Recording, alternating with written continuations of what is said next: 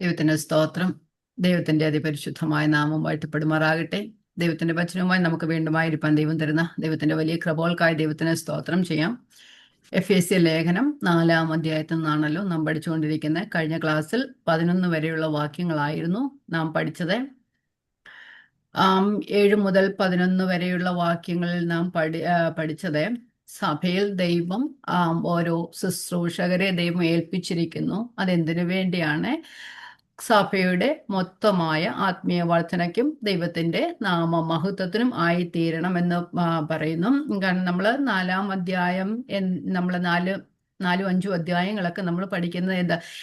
സഭ ഐക്യതയിൽ നടക്കണം. ഐക്യതയ്ക്ക് ആവശ്യമായ പ്രധാന കാര്യങ്ങളൊക്കെ നാം പഠിച്ചു. ഐക്യതയിൽ നടക്കണമെങ്കിൽ ചില കൃപകൾ ദൈവം തന്നിരിക്കുന്നു. അതുപോലെ തന്നെ നമ്മൾ എല്ലാവരും ചില അടിസ്ഥാന കാര്യങ്ങളെ ദൈവം അതിനുവേണ്ടി നൽകിയിരിക്കുന്നു. 7-ാമത്തെ വാക്യം പറയുന്നുണ്ട്, നമ്മിൽ ഓരോരുത്തനെ ക്രിസ്തുവിന്റെ അളവിനൊത്തവണ്ണം കൃപ ലഭിച്ചിരിക്കുന്നു.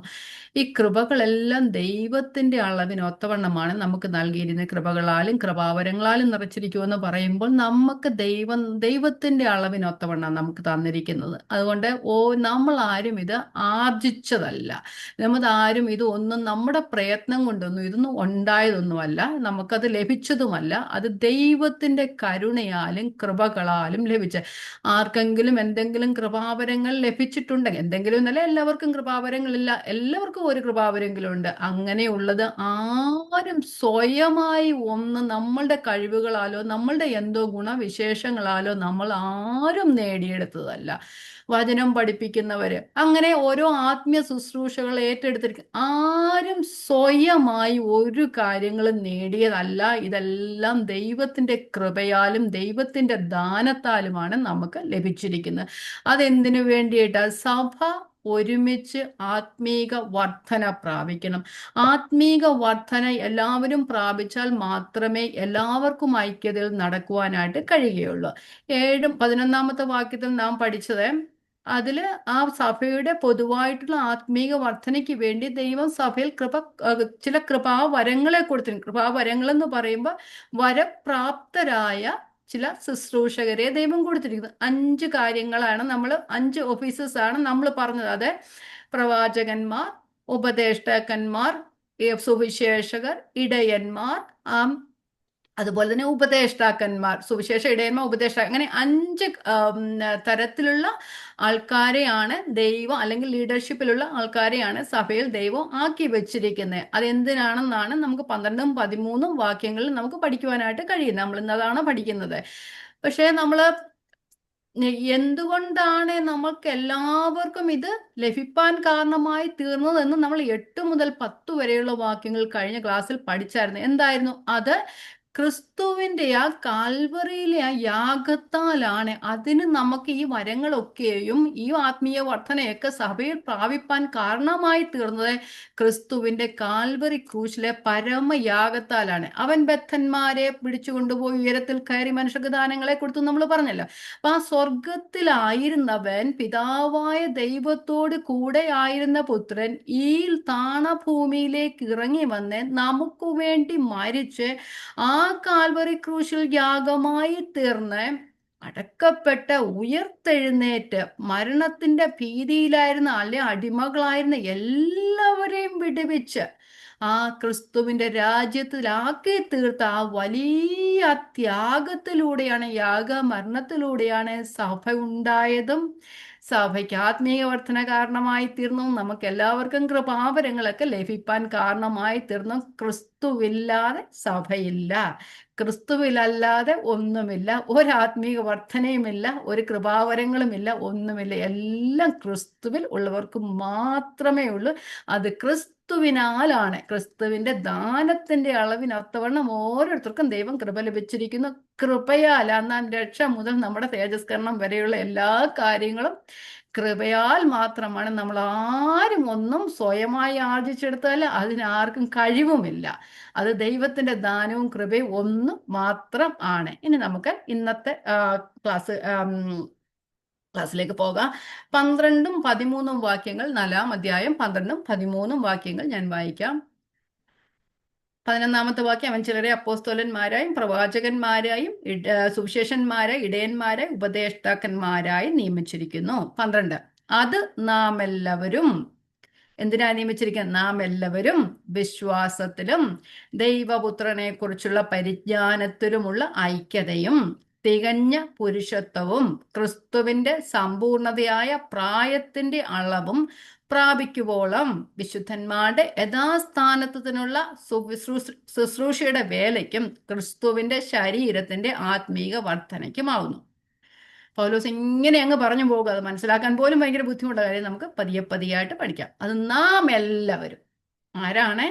ക്രിസ്തുവിലുള്ള എല്ലാവരും. അതില് ഒരാൾക്കും എന്താ പറയുന്നത്, വ്യത്യാസമൊന്നുമില്ല. എല്ലാവരും പ്രാപിക്കണം, എല്ലാവരും ആത്മീയ വർധന പ്രാപിക്കണം. നാം എല്ലാവരും വിശ്വാസത്തിലാവണം. എല്ലാവർക്കും ദൈവോത്തരനെ കുറിച്ച് പരിജ്ഞാനത്തിന്റെ ഐക്യത ഉണ്ടാകണം. എല്ലാവർക്കും തികഞ്ഞ പുരുഷത്വം ഉണ്ടാകണം. എല്ലാവരും ക്രിസ്തുവിന്റെ സമ്പൂർണതയായ പ്രാപത്തിന്റെ അളവ് പ്രാപിക്കണം. അങ്ങനെ എല്ലാവരും എല്ലാം പ്രാപിക്കണം. അതാണ് പൗലോസ് അപ്പോസ്തലൻ ഇവിടെ പറഞ്ഞിരിക്കുന്നത്. ദൈവത്തിന്റെ ആത്മാവിനാൽ ദൈവം പൗലോസ് അപ്പോസ്തലനോട് എഴുതാൻ നാം എല്ലാവരും ഈ അളവിൽ എത്തിച്ചേരണം. അതിനായിട്ടാണ് ദൈവം സഭയിൽ ശുശ്രൂഷകരെയും വരപ്രാപ്തരായ ശുശ്രൂഷകന്മാരെയും കൃപാവരങ്ങളെയും ഒക്കെ ഏൽപ്പിച്ചിരിക്കുന്നത്. നമ്മൾ 1 കൊരിന്ത്യർ ലേഖനത്തിൽ പഠിക്കുന്നുണ്ട്. അത് നാം എല്ലാവരും ആത്മീയ വർധന പ്രാപിപ്പാൻ ഓരോരുത്തരും അതത് വരം ദൈവം കൊടുത്തിരിക്കുന്ന അത് പൊതുവിലുള്ള സഭയുടെ ആത്മീക വർധനയ്ക്ക് ആകുന്നു നമ്മൾ പഠിച്ചിട്ടുണ്ടല്ലേ. ഈ വാക്യങ്ങളിൽ ദൈവം സഭയ്ക്ക് ആത്മീയ ദാനങ്ങളെ നൽകിയിരിക്കുന്ന ഉദ്ദേശം ആ പ്രവാചകന്മാർ ഞാൻ പറഞ്ഞതുപോലെ 11-ാമത്തെ ആ വാക്യത്തിൽ പറഞ്ഞ എല്ലാ ഓഫീസേഴ്സിനെയും ദൈവം അല്ലെ ലീഡേഴ്സിനെ ദൈവം ആക്കിയിരിക്കുന്നത് സഭയിലെ അംഗങ്ങളെ കർത്താവിന്റെ വേലയ്ക്ക് വേണ്ടി സജ്ജരാക്കുക എന്നുള്ളതാണ്. ഇവിടെ 3 കാര്യങ്ങളാണ് പറഞ്ഞിരിക്കുന്നത്. അതിന്റെ ആ പൊതുവിലുള്ള ഉപയോഗത്തെക്കുറിച്ച് പ്രയോജനത്തെക്കുറിച്ച് പറഞ്ഞിരിക്കുന്ന ദാനങ്ങൾ വിശ്വാസികളെ സജ്ജരാക്കുന്നു, എക്വിപ്പ് ചെയ്യുന്നു, അവർ ദൈവത്തിന്റെ വേല ചെയ്യുന്നു, അതുമൂലം ദൈവത്തിന്റെ സഭയ്ക്ക് ആത്മീയ വർധന വരുന്നു. ഈ ദാനങ്ങളെല്ലാം അല്ലെങ്കിൽ ഈ കൃപാവരങ്ങൾ ഉള്ളവരെല്ലാം സഭയിലെ ഓരോ വിശ്വാസിയെയും എക്വിപ്പ് ചെയ്യുകയാണ് ചെയ്യുന്നത്, യഥാസ്ഥാനപ്പെടുത്തുകയാണ് ചെയ്യുന്നത്, സജ്ജരാക്കുന്നത്. അവർ ദൈവത്തിന്റെ വേല ചെയ്യുവാൻ വേണ്ടി അവർ ഒരുമിച്ച് ഇങ്ങനെ ദൈവത്തിന്റെ വേല ചെയ്യുമ്പോൾ പൊതുവിലുള്ള സഭയുടെ ആത്മീക വർധനയ്ക്ക് കാരണമായി തീരുന്നു. നമുക്കിനി ഓരോന്നായിട്ട് നമുക്കൊന്ന് പഠിക്കാം. ഈ ലീഡേഴ്സ് ഒക്കെയും അവര് സ്വയമായിട്ട് വേല ചെയ്യുകയല്ല. സഭയിലെ കാരണം നമ്മൾ അപ്പോസ്തലന്മാരും പ്രവാചകന്മാരും ഉപദേഷ്ടാക്കന്മാരെയും ഇടയന്മാരെയൊക്കെ സഭയിൽ ആക്കിയിരിക്കുന്ന അവര് തന്നെത്താനെ വേല ചെയ്യാനല്ല. അത് ഓരോ വിശ്വാസിയെയും എക്വിപ്പ് ചെയ്യാൻ വേണ്ടിയിട്ട്, അവരെ സജ്ജരാക്കുവാൻ വേണ്ടിയിട്ട്. ഇവിടെ എക്വിപ്പ് ചെയ്യുക എന്ന പദം കൊണ്ട് ഇവിടെ ഉദ്ദേശിക്കുന്നത് പൂർവസ്ഥാനത്താക്കുക, ഒടിഞ്ഞ ബോണിനെ നേരെയാക്കുന്നത് പോലെ, അല്ലെങ്കിൽ പൊട്ടിയ വല മെൻഡ് ചെയ്തെടുക്കുന്നത് പോലെ. അപ്പം ഓരോ വ്യക്തിയെയും ദൈവം പാപങ്ങളിൽ നിന്നു വിടുവെച്ച് ഈ സഭയിലേക്ക് കൂട്ടിച്ചേർത്തിരിക്കുകയാണ് ചെയ്യുന്നത്. അങ്ങനെ ആ ശിശുക്കളായ മുതൽ വലിയവർ വരെയുണ്ട്. അപ്പൊ ആ ശിശുക്കളായി ഓരോ സഭയിലേക്കും വരുന്ന ആ ശിശുക്കളെയൊക്കെ ആ ക്രിസ്തുവെന്ന തലയോളം വളർത്തിക്കൊണ്ട് വരണം. അത് ഓരോ വിശ്വാസിയും വളരണം, എല്ലാവരും വളരണം. അപ്പം എല്ലാവരും ഈ ഉപദേഷ്ടാക്കാൻ വരും അവരുടെ ജോലി തന്നെ ചെയ്തുകൊണ്ട് പോയാൽ നടക്കത്തില്ല. ഇത് ഇവരെ ഓരോരുത്തരെയും സജ്ജരാക്കി ഓരോരുത്തരെയും ദൈവവേല ചെയ്യുന്നതിന് വേണ്ടി പ്രാപ്തരാക്കി എന്നുള്ളതാണ്. അപ്പം നമ്മൾ സഭയിൽ കുറച്ചു പേരെ ആക്കിയിരിക്കുന്നു. ഇപ്പം വലിയ സഭയാണെങ്കിൽ അവിടുത്തെ ലീഡേഴ്സിന് മാത്രം ചെയ്യുന്ന കാര്യങ്ങളല്ല. ഓരോരുത്തരെ എൽഡേഴ്സിനെ ഒത്തിരി പേരെ നിയമിക്കേണ്ടവരും അങ്ങനെ ഒരു ഗ്രൂപ്പിൽ ഉണ്ടാക്കേണ്ടവരും അങ്ങനെയൊക്കെ വരുമ്പോൾ ഓരോ ആൾക്കാരെയും അതിനു വേണ്ടി എക്വിപ്പ് ചെയ്യുക, ആൾക്കാരെ നല്ല ആത്മീക പ്രാവീണ്യമല്ല അല്ലെങ്കിൽ ആത്മീക പക്വതയുള്ളവരെ കണ്ടുപിടിക്കുകയും അവരെ മറ്റുള്ളവരെ പഠിപ്പിക്കുന്നതിന് വേണ്ടി എക്വിപ്പ് ചെയ്യുകയും ചെയ്യുക ഒക്കെയാണ് ആ ലീഡേഴ്സിന്റെ സ്വഭാവം. അവര് സ്വന്തമായി ചെയ്യുകയല്ല, അവര് അംഗങ്ങളെ ശുശ്രൂഷയ്ക്ക് വേണ്ടി പ്രാപ്തരാക്കുകയാണ് അവരുടെ ജോലി എന്ന് പറയുന്നത്. ഓരോ വ്യക്തിയും ഓരോ ശുശ്രൂഷകനായി തീരണം. ഓരോ വിശ്വാസിയും ഓരോ സുവിശേഷകനായി തീരണം എന്നൊക്കെ നമ്മൾ കേട്ടിട്ടുണ്ടല്ലേ? ഓരോ വ്യക്തിയും ഓരോ ശുശ്രൂഷകനായി തീരണം. അത് ചെറിയ ജോലിയാണെങ്കിലും അത് വലിയ ജോലിയാണെങ്കിലും, ചർച്ചിൽ പായിടുന്നത് മുതൽ കസേര ഇടുന്നത് മുതൽ എല്ലാം, പാട്ട് പാടുന്ന, അങ്ങനെ എല്ലാ കാര്യങ്ങളും ഓരോ ശുശ്രൂഷയാണ്. അപ്പം വചനം പഠിപ്പിക്കുന്നത് മാത്രമല്ല ശുശ്രൂഷ, സുവിശേഷം അറിയിക്കുന്നത് മാത്രമല്ല ശുശ്രൂഷ, ഓരോ കാര്യങ്ങളും ശുശ്രൂഷയിൽ ഉൾപ്പെട്ടിരിക്കുന്നു. ആത്മീയമായ എല്ലാ സേവനങ്ങളും ഈ കാര്യത്തിൽ ഉൾപ്പെട്ടിരിക്കും. എല്ലാ വിശ്വാസിയും ശുശ്രൂഷയിൽ ആയിരിക്കണം. എല്ലാവരും, ഒരാൾക്ക് മാത്രമല്ല ദൈവം അത് തന്നിരിക്കുന്നത്, എല്ലാവർക്കും അത് തന്നിരിക്കുന്നുണ്ട്. അപ്പം ദാനങ്ങൾ നൽകപ്പെട്ടിരിക്കുന്ന 13-ാം വാക്യം പറയുന്നു, വിശുദ്ധന്മാരുടെ യഥാസ്ഥാനത്തിനുള്ള ശുശ്രൂഷയ്ക്ക് ആണ്. അവർ ക്രിസ്തുവിനെ സേവിക്കേണ്ടതിന്, അല്ലെ സഭയുടെ ആത്മീക വർധനയ്ക്കായി എങ്ങനെ സജ്ജരാകണം, അത് സഭയുടെ ശരീരത്തെ പണിയുന്നതിനു വേണ്ടിയാണ്. അത് യൂണിവേഴ്സൽ ചർച്ചിന്റെ വളർച്ചയ്ക്കാണ്, അതിനു വേണ്ടിയാണ്. ഇപ്പൊ എല്ലാ വിശ്വാസിയും ശുശ്രൂഷയ്ക്കായി നിയോഗിക്കപ്പെട്ടവരാണ്. അതിന് എന്നെ മാത്രമേ സുവിശേഷം അറിയിക്കാൻ വിളിച്ചിട്ടുള്ളൂ, അവരെ മാത്രമേ പ്രാർത്ഥിക്കാൻ പറഞ്ഞിട്ടുള്ളൂ, അല്ലെ അവർക്ക് മാത്രമേ ദൈവവചനം കൈകാര്യം ചെയ്യാനുള്ള കൃപ കൊടുത്തില്ല, അങ്ങനെയൊന്നുമില്ല. എല്ലാവർക്കും സുവിശേഷം പറയാം, എല്ലാവർക്കും ആശ്വസിപ്പിക്കാം. ഒരു ഫോൺ എടുത്തിട്ട് ഒരു മനുഷ്യരെ വിളിച്ചായാലും അവരുടെ ആവശ്യങ്ങളിലേക്കും ഒരു ആശ്വസിപ്പിക്കുന്നതാണേലും അതും ഒരു ശുശ്രൂഷ, അത് വലിയൊരു ശുശ്രൂഷ. എല്ലാവർക്കും അത് ചെയ്യുവാൻ കഴിയത്തില്ല. ദൈവം അങ്ങനെ ആ കൃപ ദൈവം കൊടുത്തിട്ടുണ്ട്. അല്ലെങ്കിൽ നമ്മളറിയാം, വാട്സപ്പിലൊക്കെ എത്രയോ മെസ്സേജസ് ഇടുകയാണ് ചെയ്യുന്നത്, അല്ലേ? ആ മെസ്സേജൊക്കെ ഇടുമ്പോൾ അതിനകത്ത് നമ്മുടെ തന്നെ ഒന്ന് റെക്കോർഡ് ചെയ്ത് ഒരു വാക്യം ഒന്ന് ഇട്ട് കഴിഞ്ഞാൽ എത്രയോ പേർക്ക് ആശ്വാസമായി കാണും. സ്റ്റാറ്റസിലൊക്കെ കുക്കിങ്ങിന്റെ സ്റ്റാറ്റസ് ഇടുന്നവരുണ്ട്, ആ സ്റ്റാറ്റസ് ഇടുന്നവരുണ്ട്, ഈ സ്റ്റാറ്റസ്. പക്ഷെ ദൈവത്തിന്റെ വചനം ഒന്ന് ഇട്ട് നോക്കി എത്ര പേർക്ക് അത് കാണുവാനായിട്ട് കഴിയും, അല്ലേ? എങ്ങനെ നമ്മളാലാവുന്നത്, ചെറുതാണെങ്കിലും വലുതാണെങ്കിലും ഓരോരുത്തരും അത് ചെയ്യേണ്ടത് ദൈവത്തിന്റെ ഇഷ്ടമാണ്. അത് നാം ചെയ്യണമെന്നുള്ള ദൈവം നമ്മളെക്കുറിച്ച് ആഗ്രഹിക്കുന്നതാണ്. ഓരോ വിശ്വാസിയും സാക്ഷികളാകണം. ഒരു വലിയ സഭയുടെ മുമ്പ് പോയി സാക്ഷ്യം പറയുകയല്ല, അല്ലെങ്കിൽ ഒരു മീഡിയയിൽ ഇരുന്ന് സാക്ഷ്യം പറയുകയല്ല. നമ്മുടെ അനുഭവങ്ങളെക്കുറിച്ച് മറ്റുള്ളവരോടൊന്ന് പറയുക. എനിക്ക് ഇങ്ങനെ അവസ്ഥ വന്നപ്പോൾ ദൈവം എന്നെ ഇങ്ങനെ സഹായിച്ചു. മറ്റുള്ളവരെ ആ ആശ്വാസത്തിൽ, നിങ്ങളുടെ ആശ്വാസത്തിലും ദൈവം സഹായിക്കുക. നമ്മൾ 2 കൊരിന്ത്യർ ലേഖനത്തിൽ പറയുന്ന, മനസ്സലിവുള്ള പിതാവും സർവാശ്വാസവും നൽകുന്ന ദൈവമാണ് നമ്മുടെ. പൗലോസ് പറയുന്നു, ദൈവം ഞങ്ങളെ ആശ്വസിപ്പിക്കുന്ന ആശ്വാസം കൊണ്ട് ഞങ്ങൾ യാതൊരു കഷ്ടത്തിലുള്ളവരെ ആശ്വസിപ്പാൻ തക്കവണ്ണം ദൈവം ഞങ്ങളുടെ കഷ്ടങ്ങളിലൊക്കെയും ഞങ്ങളെ ആശ്വസിപ്പിക്കുന്നു. അപ്പം നമ്മളുടെ കഷ്ടങ്ങളിലൊക്കെയും ആശ്വസിപ്പിച്ച ദൈവത്തെക്കുറിച്ച് കഷ്ടങ്ങളിൽ ഇരിക്കുന്നവരോടൊന്ന് പറയുമ്പോൾ അതവർക്കും ആശ്വാസകരമായി തീരും. ഞാൻ ഒത്തിരി കഷ്ടവും ആശ്വാസവും ഒക്കെ പറയുന്നുണ്ട്, പക്ഷെ അല്ല, നമ്മളുടെ കഷ്ടങ്ങളിൽ നമ്മെ ദൈവം ആശ്വസിച്ച ആശ്വാസം കൊണ്ട് ആ ലഭിച്ച കൃപ മറ്റുള്ളവരോട് പറയുമ്പോൾ ആ ദൈവത്തിൽ ആശ്രയിപ്പാൻ അവർക്കും കാരണമായി തീരും. പൗലോസ് പറയുന്നുണ്ട്, കഷ്ടങ്ങൾ, ക്രിസ്തുവിന്റെ കഷ്ടങ്ങൾ ഞങ്ങൾ പെരുകുന്നത് പോലെ ക്രിസ്തുവിനാൽ ഞങ്ങൾ ആശ്വാസവും പെരുകുന്നു. അപ്പൊ എല്ലാവർക്കും കഷ്ടമുണ്ട്.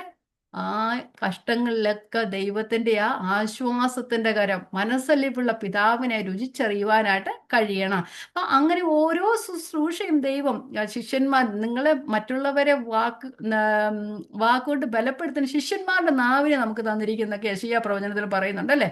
അപ്പൊ അങ്ങനെ ഏത് വിധത്തിലായാലും ഒരു ശുശ്രൂഷ, സുഖമില്ലാത്തവർക്ക് ഒരു ഫുഡ് ഉണ്ടാക്കി കൊണ്ട് കൊടുക്കുക, ഇതൊക്കെയാണ് നമ്മളെക്കുറിച്ച്. ചെറിയ ചെറിയ കാര്യങ്ങൾ മതി. ആ കാര്യം നമ്മൾ എന്തെങ്കിലും ആവശ്യത്തിൽ ഇരിക്കുന്നവരെ വിളിച്ച് വെച്ച് ഞാൻ പ്രാർത്ഥിക്കാമെന്ന് പറയുന്ന അല്ല അത്. അത് പ്രാർത്ഥിക്കും, അത് ശരിയാ, പ്രാർത്ഥിക്കണം. പക്ഷെ അവർക്ക് ആ യാക്കോബ് പറഞ്ഞ പോലെ നിങ്ങളുടെ പ്രവൃത്തിയില്ലാത്ത വിശ്വാസം ചത്തതായല്ലേ. നമുക്ക് ഒരാൾ വിശന്നിരിക്കുന്നുണ്ട്, ഒരാൾ ബുദ്ധിമുട്ടിലിരിക്കുന്നുണ്ട്, അപ്പം ഞങ്ങൾ പ്രാർത്ഥിക്കാമെന്ന് പറയുന്നതല്ല, വിഷമത്തിൽ ഇരിക്കുന്നവരെ ആശ്വസിപ്പിക്കുക, അവരെ സഹായിക്കുകയും ചെയ്യുന്നതാണ് ജീവനുള്ള വിശ്വാസം എന്ന് പറയുന്നത്. അങ്ങനെ ആ പ്രവൃത്തിയില്ലാത്ത വിശ്വാസം ചത്തതാണ്. അതുകൊണ്ട് നമ്മൾ പ്രാർത്ഥിക്കണം, അത് ശരിയാണ്, പ്രാർത്ഥിക്കുക എന്ന് പറയുന്നതിലധികമായി നാം പ്രവൃത്തിയും ചെയ്യേണ്ടതാണ്. അപ്പം നമുക്കറിയാം, നമ്മൾ സാക്ഷികളാകണം, ഓരോരുത്തരും സാക്ഷികളാകണം. ഒരു സഭയിൽ മാത്രം ഒതുങ്ങി നിൽക്കുന്നതാകരുത് നമ്മുടെ സാക്ഷ്യം. അതെ, കുടുംബത്തിലെ, സമൂഹത്തിലെ, നമ്മൾ ജോലി ചെയ്യുന്ന മേഖലകളിലെ എല്ലാം നാം സാക്ഷികളായി തീരണം. ആ ക്രിസ്ത്യാനിത്വം സ്റ്റാർട്ട് ചെയ്യുന്നത് തന്നെ സാക്ഷ്യത്തിലൂടെയാണ്, അല്ലേ? സുവിരി സുവിശേഷം അറിയിക്കുക എന്നുള്ളത് ആ പ്രസംഗപീഠത്തിൽ മാത്രം ഒതുങ്ങി നിൽക്കുന്ന ഒരു ജോലിയായി തീരരുത്. എല്ലാവരിലേക്കും കടന്നു ചെന്ന് നമ്മളെ സുവിശേഷം പറയുക എന്നുള്ളതാണ്. സഭയിലെ ലീഡർഷിപ്പ് മറ്റുള്ള ശുശ്രൂഷകരെ മറ്റുള്ള വിശ്വാസികളെ ശുശ്രൂഷയ്ക്ക് വേണ്ടി സജ്ജരാക്കുകയും അവരിലൂടെ സമൂഹത്തിലേക്ക് ഇറങ്ങിച്ചെല്ലും. നമ്മൾ കഴിഞ്ഞ ക്ലാസ്സിൽ പഠിച്ചില്ലായിരുന്നോ? പ്രവാചകന്മാരൊക്കെ ആ സഭയിൽ ശുശ്രൂഷ ചെയ്യുമ്പോൾ സുവിശേഷകന്മാർ ആ ലോകത്തിലേക്ക് ഇറങ്ങിച്ചെന്ന്, സഭയുടെ വെളിയിലേക്ക് ഇറങ്ങിച്ചെന്ന് സുവിശേഷം പറഞ്ഞ് ആൾക്കാരെ ക്രിസ്തുവിൽ വിശ്വസിക്കുന്നവരെ സഭയിലേക്ക് കൂട്ടിക്കൊണ്ടുവരികയും അവര് ആത്മീക വർധന പ്രാപിക്കുകയും ചെയ്യുന്നു. അപ്പൊ സഭയിൽ മാത്രമുള്ള ശുശ്രൂഷയല്ല, സഭയുടെ വെളിയിലും ശുശ്രൂഷക്കാർ ആയിത്തീരണം. നമ്മൾ ആയിരിക്കുന്ന സ്ഥലത്ത് നാം ദൈവത്തിന്റെ സാക്ഷികളായി തീരുക എന്നുള്ളതാണ്. അപ്പൊ അങ്ങനെ വെറുതെ പോയി സാക്ഷ്യം പറയാൻ ഒക്കുമോ? എക്സ്പീരിയൻസ് ചിലപ്പം പറഞ്ഞെന്നിരിക്കാം, പക്ഷേ വചനം കൂടെ പറഞ്ഞാലേ സാക്ഷ്യം പറയുന്നതിലൂടെ കർത്താവിങ്കിലേക്ക് ആൾക്കാർ വരാൻ ചുരുക്കമാ. പക്ഷെ വചനത്താൽ മാത്രമേ രക്ഷയിലേക്ക് വരുവാനായിട്ട് കഴിയത്തുള്ളൂ. നമുക്കറിയാം, യോഹന്നാന്റെ സുവിശേഷമൊക്കെ എടുക്കുന്നതിൽ ഞാനിങ്ങനെ മനസ്സിൽ നിന്ന് ഓർത്ത് പറയുന്നത്. അപ്പൊ ആ യോഹന്നാന്റെ സുവിശേഷത്തിലൊക്കെ വായിക്കുമ്പം അന്ത്രയോസിനെ കാണുന്നുണ്ട്, അല്ലേ? ക്രിസ്തുവിനെ. അപ്പോൾ ആ ഫിലിപ്പോസിനോട് പറയുന്നത്, നിങ്ങൾ എവിടെ പോവാ? ക്രിസ്തുവിൻ്റെ കൂടെ പോവാ, വന്ന് കാണുക.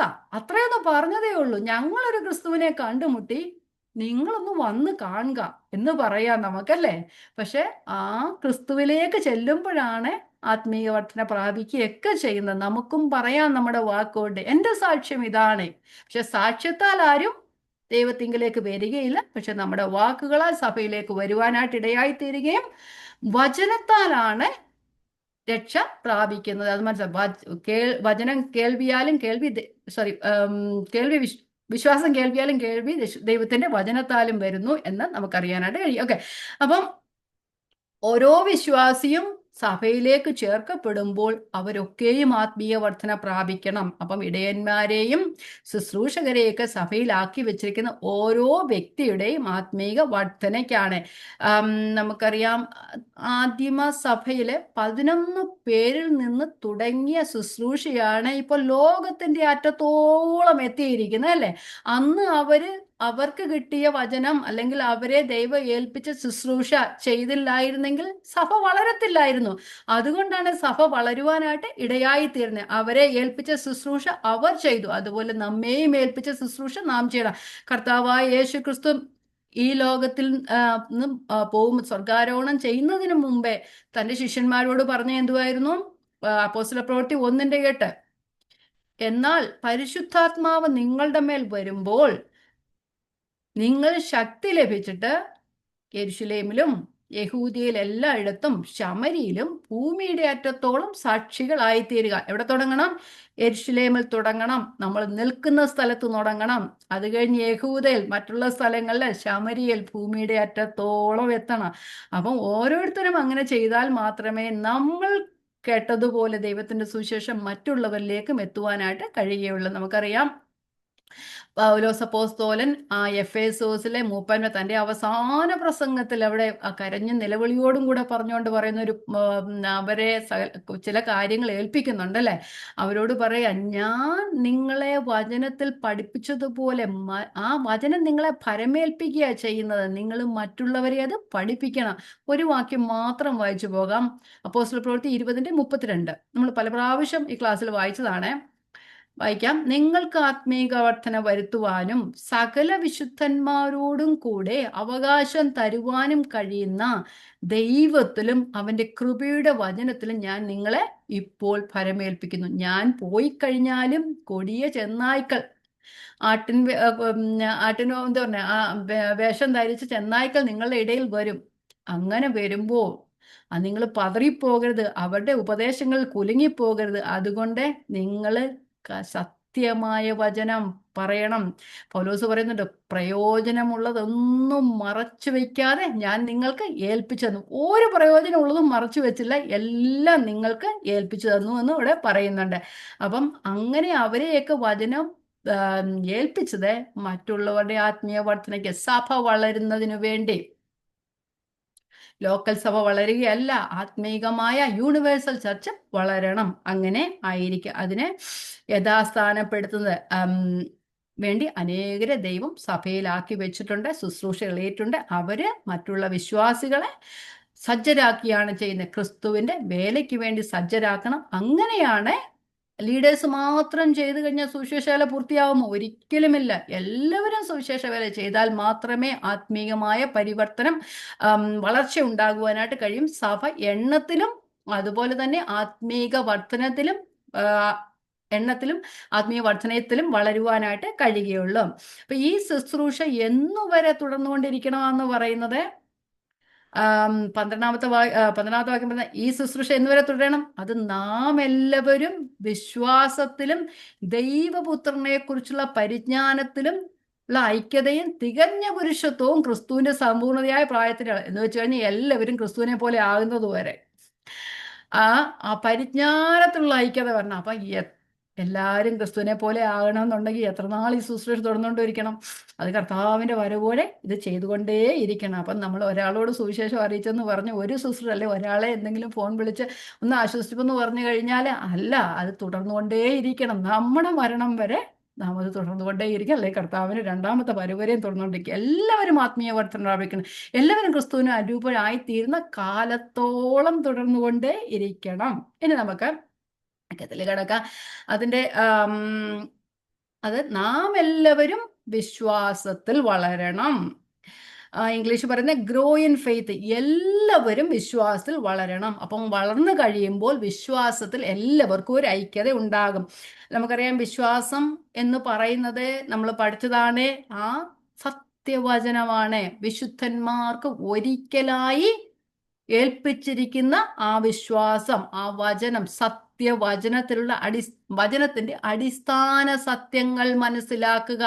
കാരണം കഴിഞ്ഞ ക്ലാസ്സിൽ ഞാൻ പറഞ്ഞാണ്, നോട്ടുകൾ കള്ളനോട്ടുകൾ എണ്ണാൻ ആരെയും പഠിപ്പിക്കേണ്ട, നല്ല നോട്ടുകൾ എണ്ണി പഠിച്ചാൽ മാത്രമേ കള്ളൻ ഏതാന്ന് മനസ്സിലാകാനായിട്ട് കഴിയുന്നത്. അതുപോലെ സത്യവചനം പഠിച്ചാൽ മാത്രമേ വ്യാജൻ എന്താണെന്ന് നമുക്ക് മനസ്സിലാക്കാൻ. അതുകൊണ്ട് എല്ലാവരും വിശ്വാസത്തിൽ വളർന്ന എല്ലാവരും ക്രിസ്തുവിന്റെ വചനത്തിൽ ഉറയ്ക്കണം. അപ്പം ദൈവവചന സത്യങ്ങൾ പഠിക്കുന്നതിലൂടെയും അതനുസരിക്കുന്നതിലൂടെയും മാത്രമേ സഭയുടെ ആത്മീക വർധന സാധിക്കാനായിട്ട് ഒക്കെയുള്ളൂ. വചനം പഠിച്ചതുകൊണ്ട് മാത്രമല്ല, അത് ജീവിതത്തിൽ അനുസരിക്കണം. എനിക്ക് വചനം എല്ലാം അറിയാമെന്ന് പറഞ്ഞിട്ട് കാര്യമില്ല. ഞാൻ പഠിച്ച വചനം എൻ്റെ പ്രവൃത്തിയിലും കൂടെ വരണം.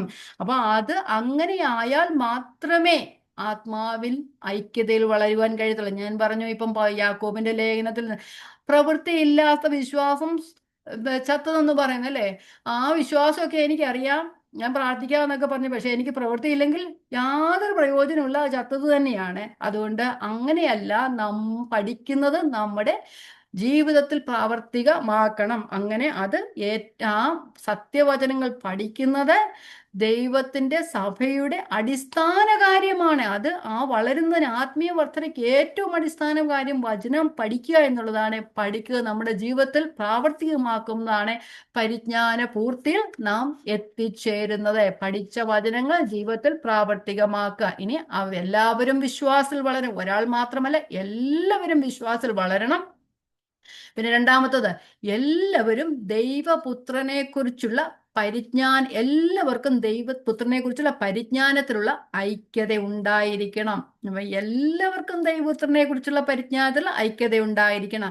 Knowledge of the son of God. നമുക്കറിയാം, എല്ലാവർക്കും രക്ഷയെക്കുറിച്ചുള്ള അറിവൊക്കെ ഉണ്ട്. ആ രക്ഷയെക്കുറിച്ചുള്ള അറിവിൽ നിന്നും മാറിയിട്ട് ആ ക്രിസ്തുവിനെ കുറിച്ചുള്ള പരിജ്ഞാന പൂർത്തിയിലെത്തണം. അപ്പം ആ ശരി, എന്താ പറയുക, ബേസിക് നോളജ് ഒക്കെ വേണം, അതൊക്കെ ശരിയാണ്. പക്ഷെ അതിൽ നിന്ന് ഉപരിയായി വളരാൻ, ക്രിസ്തുവിനെ സംബന്ധിച്ചുള്ള വലിയൊരു അറിവിലേക്ക് എത്തിച്ചേരണം. അങ്ങനെ ചെയ്യണമെങ്കിൽ തുടർച്ചയായ വചന പഠനം ആവശ്യമാണ്. നിരന്തരമായ പ്രാർത്ഥന, ഇടവിടാതെയുള്ള പ്രാർത്ഥന ആവശ്യമാണ്. വചനം നമ്മൾ കേട്ടത് അനുസരിക്കുക എന്നിവയിലൂടെയാണ് ദൈവത്തിന്റെ പരിജ്ഞാനത്തിലേക്ക് നാം എത്തിച്ചേരുന്നിരിക്കുന്നത്. ഫിലിപ്പിയ ലേഖനത്തിൽ പൗലോസ് പറയുന്നുണ്ട്, നാം പ്രാപിച്ചിരിക്കുന്ന പരിജ്ഞാനം വേണം, ആ പ്രാപിച്ചിരിക്കുന്ന പരിജ്ഞാനം തന്നെ അനുസരിച്ച് നടപ്പാൻ പറയുന്നത്. ഫിലിപ്പിയ ലേഖനം 3:8 മുതലുള്ള വാക്യങ്ങൾ എന്ന് വായിക്കാം. ക്രിസ്തു യേശുവിനെ കുറിച്ചുള്ള പരിജ്ഞാനത്തിൽ വളരണം.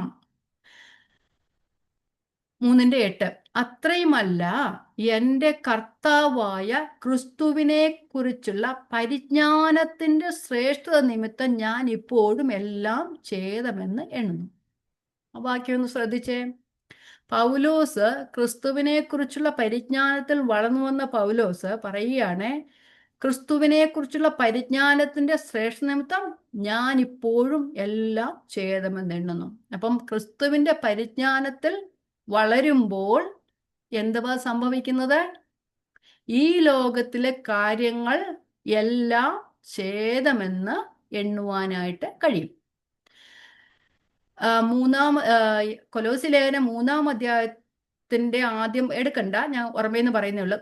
3-ാം അധ്യായത്തിന്റെ ആദ്യ വാക്യങ്ങളിൽ പൗലോസ് അപ്പോസ്തലൻ പറയുന്നുണ്ട്, ആകയാൽ നിങ്ങൾ ക്രിസ്തുവിനോട് കൂടെ ഉയർത്തെഴുന്നേറ്റിരിക്കുന്നു എങ്കിൽ ക്രിസ്തു ദൈവത്തിന്റെ വലഭാഗത്ത് ഇരിക്കുന്നതായ ഉയരത്തുള്ളത് തന്നെ അന്വേഷിപ്പീൻ, ഭൂമിയിലുള്ളതല്ല ഉയരത്തുള്ളത് തന്നെ ചിന്തിപ്പീൻ.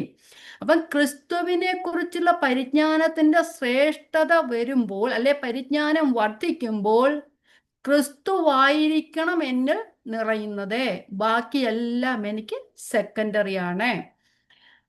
മുന്നമേ അവന്റെ രാജ്യവും നീതിയും അന്വേഷിക്കുക എന്ന് നാം വചനം പഠിക്കുന്നുണ്ട്. കാണാപ്പാടം എല്ലാവർക്കും അറിയുന്നതാണ്. മുന്നമേ ദൈവത്തിന്റെ വചനം വരുമ്പോൾ ബാക്കിയുള്ളതെല്ലാം സെക്കൻഡറി ആണ്. അപ്പൊ എനിക്ക് ഏറ്റവും വലുത് ഏതായിരിക്കണം? ആത്മീക കാര്യങ്ങളായിരിക്കണം എനിക്ക് ഏറ്റവും വലുത്. അപ്പം എൻ്റെ കർത്താവായ ക്രിസ്തുവേശുവിനെ കുറിച്ചുള്ള പരിജ്ഞാനത്തിന്റെ ശ്രേഷ്ഠത നിമിത്തം ഞാൻ ഇപ്പോഴും എല്ലാം ഛേദമെന്ന് എണ്ണുന്നു. അപ്പൊ ഈ ലോകത്തിലെ കാര്യങ്ങൾ ഛേദമെന്ന് എണ്ണണമെങ്കിൽ ക്രിസ്തുവിന്റെ പരിജ്ഞാനത്തിൽ വളരണം. അപ്പം ക്രിസ്തുവിന്റെ പരിജ്ഞാനത്തിൽ വളർന്നവർ ഈ ലോകത്തിലെ കാര്യങ്ങളെല്ലാം അവർക്ക് സെക്കൻഡറി ആണ്. ഇനി 9, ഞാൻ ക്രിസ്തുവിനെ നേടേണ്ടതിനും ന്യായപ്രമാണത്തിൽ നിന്നുള്ള എൻ്റെ സ്വന്തം നീതിയല്ല, ക്രിസ്തുവിങ്കലുള്ള വിശ്വാസം മൂലം വിശ്വസിക്കുന്ന നൽകുന്ന നീതി എന്നെ ലഭിച്ചു. എല്ലാവർക്കും നീതി ലഭിക്കും. നമ്മളൊക്കെ ഈ പരിജ്ഞാനം വന്നതിന് ശേഷമേ, ഞാൻ മുമ്പേ പറഞ്ഞതുപോലെ, എല്ലാം ദൈവത്തിന്റെ ദാനമാണെന്ന് മനസ്സിലാക്കുവാനായിട്ട് കഴിയത്തുള്ളൂ. അല്ലെങ്കിൽ ഞാൻ ദൈവത്തെ വിശ്വസിച്ചു, അല്ലെങ്കിൽ ഞാൻ ദൈവത്തോട് ചോദിച്ചു, ദൈവം എനിക്ക് തന്നു. ഞാൻ ചോദിക്കുന്നത് കൊണ്ടാണോ ദൈവം എനിക്ക് തന്നത്? ഞാൻ പ്രാർത്ഥിച്ചത് കൊണ്ട് എനിക്ക് കിട്ടി. പ്രാർത്ഥിച്ചാലും പ്രാർത്ഥിച്ചില്ലെങ്കിലും ദൈവം തരും. നമ്മുടെ കുഞ്ഞുങ്ങൾക്ക് നമ്മൾ എല്ലാ കാര്യങ്ങളും ചെയ്യുന്ന അവർ നമ്മളോട് ചോദിച്ചിട്ടാണോ? ഒരിക്കലുമല്ല. അവർക്ക് ചില കാര്യങ്ങൾ അവർ ചോദിക്കും, ഓർമ്മിപ്പിക്കും, അതൊക്കെ ശരിയാണ്. നമ്മൾ ചോദിക്കണം, അതൊക്കെ ശരിയാണ്. യാചിപ്പിനെന്നാൽ നിങ്ങൾക്ക് കിട്ടും, അന്വേഷിപ്പിൻ നിങ്ങൾ കണ്ടെത്തും, മുട്ടിലെന്നാൽ തുറക്കപ്പെടും, അതൊക്കെ ശരിയാണ്. പക്ഷെ നമ്മൾ പ്രാർത്ഥിച്ചിങ്ങനെ പിടിച്ചതൊന്നും അല്ല ഒന്നും. ദൈവം ഓരോരുത്തന് തൻ്റെ കൃപയ്ക്കനുസരിച്ച ഓരോന്നും കൊടുക്കുന്നത്. ചില രോഗങ്ങൾ നമ്മൾ സൗഖ്യം ചോദിച്ചു കഴിഞ്ഞാൽ കർത്താവ് സൗഖ്യമാക്കത്തില്ല. ചിലത് നമ്മൾ ചോദിച്ചില്ലെങ്കിലും നമുക്ക് സൗഖ്യമാക്കും. അത് ദൈവത്തിന്റെ ഇഷ്ടമാണ്. സൗഖ്യമാക്കാതെ പോയാലും എനിക്ക് ദൈവം സൗഖ്യമാക്കിയില്ലെന്നും പറഞ്ഞുകൊണ്ട് ഞാൻ ദൈവത്തെ തള്ളിക്കളയാനൊന്നും ശരിയാകത്തില്ല. എന്നാൽ നമ്മുടെ രക്ഷ മാറിപ്പോകത്തേ ഉള്ളൂ. അതുകൊണ്ട് ആ സൗഖ്യമായില്ലെങ്കിലും പൗലോസിനോട് പറഞ്ഞതുപോലെ, എൻ്റെ കൃപ നിനക്ക് മതി, എൻ്റെ ശക്തി ബലഹീനത തികഞ്ഞു വരുന്ന ആ രോഗത്തിലും കൂടെ കടന്നു പോകാനുള്ള ഒരു കൃപ ദൈവം തരും, അല്ലേ? അപ്പം ഈ നീതി എന്താ പറയുന്നത് ഇവിടെ, ഞാൻ ക്രിസ്തുവിനെ നേടേണ്ടതിന് ന്യായപ്രമാണത്തിന്റെ സ്വന്തം നീതിയല്ല, ക്രിസ്തുവിലെ വിശ്വാസം മൂലം ദൈവം വിശ്വസിച്ചവർക്ക് നൽകുന്ന നീതി തന്നെ ലഭിച്ചു. പൗലോസിന് പറയാമായിരുന്നു, ഞാൻ ക്രിസ്തുവിനെ നേടി, ഞാൻ ക്രിസ്തുവിന് വേണ്ടി ഇത്രയൊക്കെ ചെയ്തു. അതല്ല പൗലോസ് അവസാനവും പറയുന്നത്, ഞാൻ ആയിരിക്കുന്നത് ദൈവത്തിന്റെ കൃപയാലാകുന്നു. അതുകൊണ്ട് നമുക്ക് സ്വന്തമായി ഒരു നീതിയും കിട്ടത്തില്ല. ക്രിസ്തുവുള്ള വിശ്വാസമുള്ള നീതി ദൈവം ദാനമായി തരുന്നതാണ് എല്ലാവർക്കും ലഭിക്കുന്നത്. ഇനി 10ാമത്തെ വാക്യം, അവനിലിരിക്കേണ്ടതിനും അവന്റെ മരണത്തോട് അനുരൂപപ്പെട്ടിട്ട് അവനെയും അവന്റെ പുനരുത്ഥാനത്തിന്റെ ശക്തിയെയും അവന്റെ കഷ്ടാനുഭവങ്ങളുടെ കൂട്ടായ്മയെ അനുഭവിച്ചറിയേണ്ടതിനും ഇങ്ങനെ വല്ല വിധേനയും മരിച്ചവരുടെ എഴുന്നുള്ള പുനരുത്ഥാനം പ്രാപിക്കണമെന്ന് വെച്ച് ഞാൻ ക്രിസ്തു നിമിത്തം എല്ലാം ഉപേക്ഷിച്ച് അവരെ നേടുന്നു. ഇവിടെ പറയുകയാണെ, അവനിലിരിക്കണം, എനിക്ക് കർത്താവ് എന്നിൽ ഇരിക്കണം, ഞാൻ കർത്താവിലും ഇരിക്കണം, ക്രിസ്തുവിൽ വസിക്കണം, എന്നിട്ട് അവന്റെ പുനരുത്ഥാനത്തിന്റെ ശക്തിയെ അറിയണം.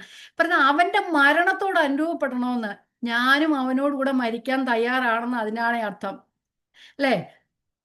അവന്റെ കഷ്ടാനുഭവങ്ങളുടെ കൂട്ടായ്മയെ അറിയണം. കഷ്ടാനുഭവങ്ങളുടെ കൂട്ടായ്മ അറിയാൻ എത്ര പേർക്ക് ഇഷ്ടമുണ്ട്? പരിജ്ഞാനം ലഭിച്ചവർക്ക് കൂട്ടായ്മ അറിയാൻ ഇഷ്ടമുണ്ട്. പൗലോസ് അപ്പോസ്തലൻ കൊലോസ്യ ലേഖനത്തിൽ ഇങ്ങനെ 1-ന്റെ അവസാന വാക്യങ്ങൾ ഇങ്ങനെ പറയുന്നുണ്ട്, ഇപ്പോൾ ഞാൻ നിങ്ങൾക്ക് വേണ്ടിയുള്ള കഷ്ടാനുഭവങ്ങളിൽ സന്തോഷിച്ചും ക്രിസ്തുവിന്റെ കഷ്ടങ്ങളിൽ കുറവായുള്ളത് എൻ്റെ ജഡത്തിൽ അവന്റെ സഭയായ ശരീരത്തിന് വേണ്ടി പൂരിപ്പിക്കുന്നു. അപ്പം അവർക്കുള്ള കഷ്ടാനുഭവങ്ങൾ ഞാൻ സന്തോഷിക്കുക, അവരോട് സുവിശേഷം അറിയിക്കാൻ കഷ്ടങ്ങൾ സഹിച്ച് അവിടെ എത്തിയപ്പോൾ അവരുടെ കഷ്ടങ്ങൾക്ക് അവരെ സുവിശേഷം പരമേൽപ്പിക്കാൻ അല്ലെ സുവിശേഷം അറിയിക്കാൻ വേണ്ടിയുള്ള കഷ്ടങ്ങളിൽ താൻ സന്തോഷിക്കുകയാണെന്നാണ് പറയുന്നത്. അതാണ് ക്രിസ്തുവിന്റെ കഷ്ടാനുഭവങ്ങൾക്ക് കൂട്ടാളിയായി തീരുക എന്ന് പറയുന്നത്.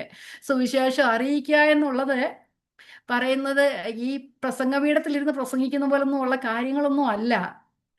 ഐവറി ടവർ ഒന്നും അല്ല ഇതൊന്നും. ഇതൊക്കെ കഷ്ടം സഹിച്ച സുവിശേഷം അറിയിക്കുക എന്ന് പറയുന്നത്. സാധാരണ വിശ്വാസികളെക്കാളും അധികമായിട്ട് ശുശ്രൂഷിക്കുന്നവർക്ക് ബാഹ്യമായും അതുപോലെ തന്നെ അദൃശ്യമായ തലങ്ങളിൽ നിന്നും പോരാട്ടങ്ങൾ ഉണ്ടാകും. കഷ്ടം സഹിച്ചുകൊണ്ട് തന്നെയാണ് വചനം സംസാരിക്കുന്നത് എല്ലാവരും. അതുകൊണ്ട് അതെല്ലാം ക്രിസ്തുവിന്റെ കഷ്ടങ്ങളുടെ കൂട്ടായ്മ, അവന്റെ കഷ്ടങ്ങാനുഭവങ്ങളുടെ കൂട്ടായ്മയെയും അനുഭവിച്ചറിയേണ്ടതിനും, കഷ്ടങ്ങളുടെ കൂട്ടായ്മ എന്തോ ചെയ്യണം? കേട്ടറിയാണ് വേണ്ടത്, അനുഭവിച്ചറിയണം. ഇങ്ങനെ വല്ല വിധേനയും മരിച്ചവരുടെ എന്നുള്ള പുനരുത്ഥാനം പ്രാപിക്കണമെന്ന് വെച്ച് ഞാൻ അവന്റെ നിമിത്തം എല്ലാം ഉപേക്ഷിച്ചവർ എന്ന്. പലപ്പോഴും നമ്മൾ വചനം വായിക്കുമ്പോൾ ഉപരിപ്ലവമായി വായിച്ചു പോയി കഴിഞ്ഞാൽ നമ്മൾ കാണാതെ പഠിച്ചൊക്കെ പോകും. പക്ഷെ അത് ആത്മാർത്ഥമായി ഒന്ന് വായിച്ചു കഴിഞ്ഞാൽ നമുക്കിങ്ങനെ വായിക്കാൻ കഴിയുമോ? അവന്റെ കഷ്ടാനുഭവങ്ങളുടെ കൂട്ടായ്മ അനുഭവിച്ചറിയണമെന്ന്. അപ്പം അങ്ങനെ ഉണ്ടാവുമ്പോഴാണ് ക്രിസ്തുവിന്റെ പരിജ്ഞാനത്തിൽ നാം എത്തിച്ചേർന്നെന്ന് പറയുവാനായിട്ട് കഴിയുന്നത്. ഇനി ഞാൻ ചെയ്യുന്നു, പിമ്പിലുള്ളത് മറന്നും മുമ്പിലുള്ളതിനെ ആഞ്ഞും കൊണ്ട് ക്രിസ്തുവേശുവിൽ ദൈവത്തിന്റെ പരമവിളിയുടെ വിരുദിനായി ലാക്കിലേക്ക് ഓടണം. അപ്പം ലാക്കിലേക്ക് മുമ്പോട്ട് ഓടണമെങ്കിൽ എന്തോ ചെയ്യണം? പിന്നിലുള്ളത് മറക്കണം. ഓട്ടക്കളത്തിൽ ഓടുന്നവർ എല്ലാവരും ഓടുന്നുവെങ്കിലും ഒരുവനെ ബിരുദം പ്രാപിക്കുന്നുള്ളൂ. കാരണം ഓട്ടക്കളത്തിൽ ഓടി ബിരുദം പ്രാപിക്കണമെങ്കിൽ ചിലതൊക്കെ ത്യജിച്ചാലേ നടക്കത്തുള്ളൂ. ഓട്ടക്കളത്തിൽ ഓടുന്നവർ, വലിയ ഗെയിമിലൊക്കെ കളിക്കുന്നവര്, അവർ മുൻപന്തിയിലൊക്കെ എത്തുന്നവരെ എന്തോ ചെയ്യണേ? അവരുടെ ചിട്ടകൾ വ്യത്യാസമുണ്ട്, അവർക്ക് രാവിലെ എഴുന്നേക്കുന്ന രീതി വ്യത്യാസമുണ്ട്, അവരുടെ ഭക്ഷണക്രമങ്ങൾ വ്യത്യാസമുണ്ട്, അവരുടെ എല്ലാ കാര്യങ്ങളിലും വ്യത്യാസമുണ്ട്. അവർക്ക് ആ വിജയം നേടണം എന്നുള്ളതാണ് അവരുടെ ഏറ്റവും വലിയ എയിം എന്നുള്ളത്. ആ എയിമിനു വേണ്ടി സ്വന്തം ജീവിതത്തിന്റെ എല്ലാ സൗഭാഗ്യങ്ങളും, നമുക്കറിയാം ഈ കളിക്കുന്നവരൊക്കെ ലക്ഷങ്ങളും കോടികളും ആസ്തിയുള്ളവരാ അല്ലേ. അവർക്ക് എന്ത് വേണേലും കഴിക്കാം, അവർക്ക് എന്ത് വേണേലും ചെയ്യാം, അവർക്ക് എന്ത് വേണേലും ചെയ്യാവുന്ന, അവർക്ക് എല്ലാത്തിനും ഒരു കർത്തവ്യമുണ്ട്. പൗലോസ് പറഞ്ഞു, എനിക്ക് സകലത്തിലും എനിക്ക് കർത്തവ്യം ഉണ്ടെങ്കിലും സകലവും എനിക്ക് പ്രയോജനം വരുന്നില്ല. ഇവർക്കെല്ലാം ചെയ്യുവാനുള്ള എല്ലാം എന്താ പറയുക, അക്സസിബിൾ അവർക്ക്. പക്ഷെ അവരതെല്ലാം ചെയ്തുകൊണ്ട് കടന്ന് അവരുടെ എയിമിൽ എത്തിത്തീരത്തില്ല. അങ്ങനെ ചില കാര്യങ്ങൾ പലതും ജീവിതത്തിന്റെ പല സൗഭാഗ്യങ്ങളും ത്യജിച്ചു കളഞ്ഞാൽ മാത്രമേ അവർക്ക് അങ്ങനെ ആയിത്തീരാൻ ഒക്കുള്ളൂ. സ്ഥിരമായി ചിട്ടയായുള്ള ചിട്ടയായുള്ള ആ ഒരു വ്യായാമം അവർക്ക് ആവശ്യമാണ്. അങ്ങനെയാവുമ്പോൾ അവരുടെ ജീവിതത്തിലെ പല കാര്യങ്ങളും ഒഴിവാക്കേണ്ടി വരും. ചില എന്താ പറയുന്ന ഫെസ്റ്റിവൽസ് ഒഴിവാക്കേണ്ടി വരണം, ചില കല്യാണങ്ങൾക്ക് പോകേണ്ടത് ഒഴിവാക്കേണ്ടി വരും. അങ്ങനെ പല കാര്യങ്ങളും അവർക്ക് ഒഴിവാക്കേണ്ടതായിട്ട് വരും. പക്ഷേ നോക്കിയേ, അപ്പം ഇവിടെ ഈ ലോകത്തിലെ ഐഹികമായ ചെറിയ കാര്യങ്ങൾക്ക് വേണ്ടി ഈ ലോകത്തെ വാടുന്ന കിരീടം പ്രാപിക്കുന്നതിന് വേണ്ടി ഇവർ ഇതൊക്കെ ചെയ്യാമെങ്കിൽ, വാടാത്ത കിരീടം പ്രാപിക്കുന്നതിന് വേണ്ടി നാം എന്തൊക്കെ വർജിക്കണം? പിമ്പിലുള്ളത് മറന്നും മുമ്പിലുള്ളതിനെ ആഞ്ഞും കൊണ്ട് ക്രിസ്തുവിൽ ദൈവത്തിന്റെ പരമവിളിയുടെ വിരുദിനായി ലാക്കിലേക്ക് ഓടണം. അപ്പം പൗലോസ് എന്നിട്ട് പറയാം, 15-ാമത്തെ വാക്യം നമ്മൾ എപ്പോഴും തള്ളിക്കളയുന്ന ഒരു വാക്യം, നമ്മിൽ തികഞ്ഞവരൊക്കെയും ഇങ്ങനെ തന്നെ ചിന്തിച്ചു കൊള്ളുക. അപ്പം പരിജ്ഞാനം പ്രാപിച്ചവരൊക്കെ ഇങ്ങനെ തന്നെ ചിന്തിച്ചു കൊള്ളുക. നിങ്ങൾ വല്ലതിലും വേറെ വിധമായി ചിന്തിച്ചാൽ ദൈവം അത് നിങ്ങൾക്ക് വെളിപ്പെടുത്തി തരും. അപ്പം പരിജ്ഞാനം പ്രാപിക്കുന്ന എന്തിനു വേണ്ടിയിട്ടാ? ക്രിസ്തുവിന്റെ പരമവിളിയുടെ ലാക്കിലേക്ക് ഓടുവാൻ വേണ്ടി, ആ വിരുദിനായി ലാക്കിലേക്ക് ഓടുവാൻ വേണ്ടി ഈ പരിജ്ഞാനമൊക്കെ പ്രാപിക്കുന്നത്. എന്നാൽ നാം പ്രാപിച്ചിരിക്കുന്ന പരിജ്ഞാനം തന്നെ അനുസരിച്ച് നടക്കുക. ദൈവവചനത്തിലൂടെ നാം കിട്ടിയ പരിജ്ഞാനമൊക്കെ അനുസരിച്ച് നടന്നാൽ മാത്രമേ ക്രിസ്തു നമുക്ക് വേണ്ടി വെച്ചിട്ടുള്ള ആ വിരുദിന്റെ ആ ലാക്കിലേക്ക് നമുക്ക് ഓടുവാനായിട്ട് കഴിയുകയുള്ളൂ. അപ്പൊ നാം പ്രാപിച്ചിരിക്കുന്ന ആ പരിജ്ഞാനം തന്നെ അനുസരിച്ച് നടക്കുക. അപ്പം ദൈവപുത്രനെ കുറിച്ചുള്ള പരിജ്ഞാനത്തിന്റെ ഐക്യത ഉണ്ടാകണമെങ്കിൽ നാം ഈ വചനത്തിലൂടെ പഠിച്ചത് എല്ലാം അത് നമ്മുടെ പ്രവൃത്തിയിലൂടെ കാണിക്കണം. മുമ്പേ അവന്റെ രാജ്യവും നീതി അന്വേഷിക്കുക എന്ന് പറഞ്ഞാൽ നമ്മൾ കേട്ടുകൊണ്ട് വചനം കാണാതെ പഠിച്ച് കുറച്ചു നേരം ഇരിക്കുക എന്നല്ല. നമ്മൾ പഠിച്ചത് മുമ്പേ നമ്മുടെ ജീവിതത്തിന്റെ ആദ്യം ക്രിസ്തുവായിരിക്കണം, ക്രിസ്തുവിന്റെ വചനമായിരിക്കണം. അത് കഴിഞ്ഞേ ഉള്ളൂ ബാക്കി എല്ലാം. ഓക്കെ, നമുക്കിനി അടുത്തത് കൊലോസ്യ ലേഖനം 1-10 വാക്യങ്ങളില് പൗലോസ് പറയുന്നുണ്ട്. കൊലോസിയിലെ സഭയ്ക്ക് വേണ്ടി പ്രാർത്ഥിക്കുന്ന പ്രാർത്ഥനയാണ്. അവര് ക്രിസ്തുവിന്റെ പരിജ്ഞാനം കൊണ്ട് നിറഞ്ഞു വരണമെന്ന് പ്രാർത്ഥിക്കുന്നുണ്ട്. നമ്മള് എഫേസ്യ ലേഖനം 3-ാം അധ്യായത്തിലും പൗലോസിന്റെ പ്രാർത്ഥന, നിങ്ങൾ ദൈവത്തിന്റെ നിറവിനോളം നിറഞ്ഞു വരണമെന്നാ പ്രാർത്ഥിക്കുന്നത്, അല്ലേ? അപ്പൊ നമ്മളുടെ പ്രാർത്ഥന എന്താണ്? നമ്മൾ എവിടെ നിറഞ്ഞു വരണമെന്നാണ് നമ്മളുടെ പ്രാർത്ഥനയും അങ്ങനെ ആയിത്തന്നെ. കൊലോസ്യർ 1-9-10. അതുകൊണ്ട് ഞങ്ങൾ അത് കേട്ട നാൾ മുതൽ നിങ്ങൾക്ക് വേണ്ടി ഇടവിടാതെ പ്രാർത്ഥിക്കുന്നു. എന്താണ് അവർക്ക് കേട്ടത്? ആ ദൈവത്തിന്റെ വചനം സർവലോകത്തിലും എന്ന പോലെ നിങ്ങളുടെ അടുക്കലും എത്തി. നിങ്ങൾ ദൈവകൃപയെ കേട്ടറിഞ്ഞ നാൾ മുതൽ നിങ്ങളുടെ ഇടയിൽ എന്നപോലെ സർവലോകത്തിലും ഫലം കായ്ച്ചും വർദ്ധിച്ചും വരുന്നു. കാരണം അവര് കേട്ടത് മാത്രമല്ല, അവരുടെ ഇടയിൽ അത് ഫലം കായ്ച്ചും വർദ്ധിച്ചും വരുന്നു. അവര് കേട്ട സുവിശേഷം അത് സർവ്വലോകത്തിലും വരുന്നു എന്നാ പറയുന്നത്. അപ്പം ആ എപ്പഫ്രാസ് അവിടോട്ട് സുവിശേഷം പൗലോസിന്റെ കയ്യിൽ നിന്ന് സുവിശേഷം വാങ്ങിച്ചിട്ടുണ്ട്. പഠിച്ചുകൊണ്ട് വന്നിട്ട് ഇവിടെ വന്ന് കൊലോസിനെ പഠിപ്പിക്കുകയും അവരിൽ നിന്ന് സഭയ്ക്ക് പുറത്തേക്ക് പോവുകയും അത് ഫലം കായ്ച്ചും വർദ്ധിച്ചും വരികയും ചെയ്യാണ്. അതുകൊണ്ട് ഞങ്ങൾ അത് കേട്ട നാൾ മുതൽ, നിങ്ങൾ ഇങ്ങനെ ഫലം കായ്ച്ചു വർദ്ധിച്ചു വരുന്നത് കേട്ട നാൾ മുതൽ നിങ്ങൾക്ക് വേണ്ടി ഇടവിടാതെ പ്രാർത്ഥിക്കുന്നു. എങ്ങനെയാ? നിങ്ങൾ പൂർണ്ണ പ്രസാദത്തിനായി കർത്താവിന് യോഗ്യമാവണ്ണം നടന്ന് ആത്മീകമായ സകല ജ്ഞാനത്തിലും വിവേകത്തിലും അവന്റെ ഇഷ്ടത്തിന്റെ പരിജ്ഞാനം കൊണ്ട് നിറഞ്ഞു വരണമെന്നും സകല സൽപ്രവൃത്തിയിലും ഫലം കായ്ച്ച് ദൈവത്തെക്കുറിച്ചുള്ള പരിജ്ഞാനത്തിൽ വളരണം. പിന്നെ ഉണ്ട്, സകല സൽപ്രവൃത്തിയിലും സകല സഹിഷ്ണുതയിലും ദീർഘക്ഷമയ്ക്കുമായി അവന്റെ മഹത്വത്തിന്റെ വല്ലഭത്തിനൊത്തം വളരണമെന്നൊക്കെ പറയുന്നുണ്ട്. കുറേ കാര്യങ്ങൾ എല്ലാം ക്രിസ്തുവിന്റെ പരിജ്ഞാനത്തിന്റെ ഒത്തവണ്ണം വളരണം എന്നുള്ളതാണ്. ആ ക്രിസ്തുവിന്റെ പരിജ്ഞാനത്തിൽ സഭയിലെ എല്ലാ വിശ്വാസികളും വളർന്നു വരണം. നമുക്ക് യോഹന്നാന്റെ ലേഖനം 1 യോഹന്നാന്റെ ലേഖനം 2-ാം അധ്യായത്തിലെ 12, 13, 14 വാക്യങ്ങള് പറയുന്നത് സഭയിൽ 3 തരത്തിലുള്ള ആത്മീകമായ വളർച്ച ഉള്ളവരുണ്ട്, അല്ലെ? എന്ന് വായിക്കാം. 2-12. കുഞ്ഞുങ്ങളെ, നിങ്ങൾക്ക് അവന്റെ നാമനിമിത്തം പാപങ്ങൾ മോചിച്ചിരിക്കുക ഞാൻ നിങ്ങൾക്ക് എഴുതുന്നു. പിതാക്കന്മാരെ, ആദ്യം മുതലുള്ളവനെ നിങ്ങൾ അറിഞ്ഞിരിക്കാൻ നിങ്ങൾക്ക് എഴുതുന്നു. ബാല്യക്കാരെ, നിങ്ങൾ ദുഷ്ടനെ ജയിച്ചിരിക്കാൻ നിങ്ങൾക്ക് എഴുതുന്നു. കുഞ്ഞുങ്ങളെ, നിങ്ങൾ പിതാവിനെ അറിഞ്ഞിരിക്കാൻ ഞാൻ നിങ്ങൾക്ക് എഴുതിയിരിക്കുന്നു.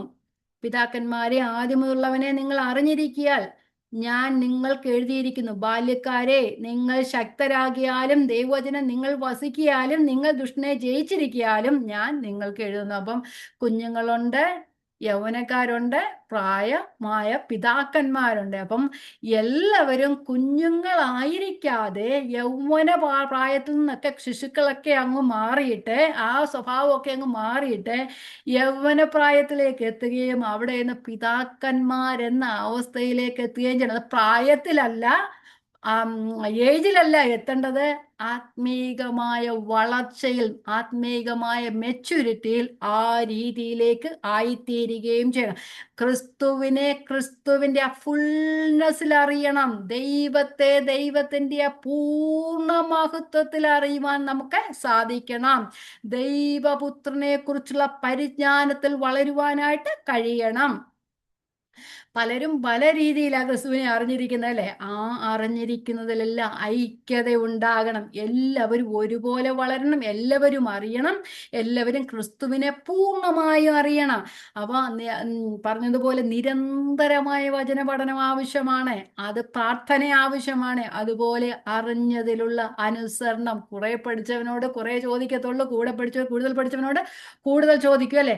അപ്പം എല്ലാവരും ആ പഠിച്ചത് ഒന്നേ പഠിച്ചിട്ടുള്ളൂ. യഹോവന്റെ ഇടയനാണെന്ന് പഠിച്ചിട്ടുള്ളവരും യഹോവന്റെ ഇടയനാണെന്ന് ജീവിതത്തിൽ പ്രാവർത്തികമാക്കുവാനായിട്ട് കഴിയണം അല്ലേ? അത് മാത്രം പഠിച്ചെങ്കിലും അത് മനസ്സിലാക്കണം. അത് പഠിച്ചിട്ട് എത്രയോ പേര് കാണാതെ പറയുന്നുണ്ട്. ഇപ്പം ജീവിതത്തിന്റെ ആവശ്യം വരുമ്പോൾ ഇടയനും ഇല്ല, ആടും ഇല്ലാതായി പോകും അല്ലേ? അങ്ങനെയൊന്നുമല്ല വേണ്ടത്. നമ്മൾ ഒരു വാക്യമേ പഠിച്ചുള്ളെങ്കിലും അത് നാം പഠിച്ചതിൽ പരിജ്ഞാനം പ്രാപിക്കണം, പഠിച്ചതിൽ നാം അനുസരണയുള്ളവരായി തീരണം.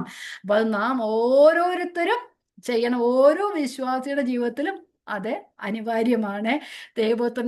ദൈവപുത്രനെ കുറിച്ചുള്ള പരിജ്ഞാനത്തിൽ വളരെ, എനിക്കറിയാം ഇതൊന്നും വലിയ ഈസി ആയിട്ട് ദഹിക്കുന്ന കാര്യമൊന്നുമല്ല, ഇതൊക്കെ ഹാർഡ് മീറ്റ് ആണ്. പക്ഷെ നമുക്ക് പഠിച്ചു പോകാം. ഓക്കെ, ഇനി തികഞ്ഞ പുരുഷത്വം പ്രാപിക്കണം. എല്ലാവരും വിശ്വാസത്തിൽ വളരണം, എല്ലാവരും ദൈവപുത്രനെ കുറിച്ചുള്ള പരിജ്ഞാനത്തിലുള്ള ഐക്യതയിൽ വളരണം, എല്ലാവരും തികഞ്ഞ പുരുഷത്വം പ്രാപിക്കണം. തികഞ്ഞ പുരുഷത്വം, to a perfect man, mature ആയിട്ടുള്ള ഒരു മനുഷ്യനായിട്ട് വളരണം. അപ്പം സഭയില് വളർന്ന ആൾക്കാരും പ്രായമുള്ളവരും 25 വർഷം സഭയിലായവരും ഇപ്പോഴും കുഞ്ഞുങ്ങളുടെ സ്വഭാവം കാണിക്കുകയാണെങ്കിൽ ഒരു പുരുഷത്വം ഇല്ല അല്ലേ? കുഞ്ഞുങ്ങളെ കലവില ചെയ്തുകൊണ്ടിരിക്കുന്നത് പോലെ ഇപ്പോഴും കലവില ചെയ്തുകൊണ്ടിരിക്കുകയാണെങ്കിൽ എല്ലാവരും ചിരിക്കുന്നുണ്ട്, എല്ലാവർക്കും അറിയാം കാര്യങ്ങളൊക്കെ അല്ലേ?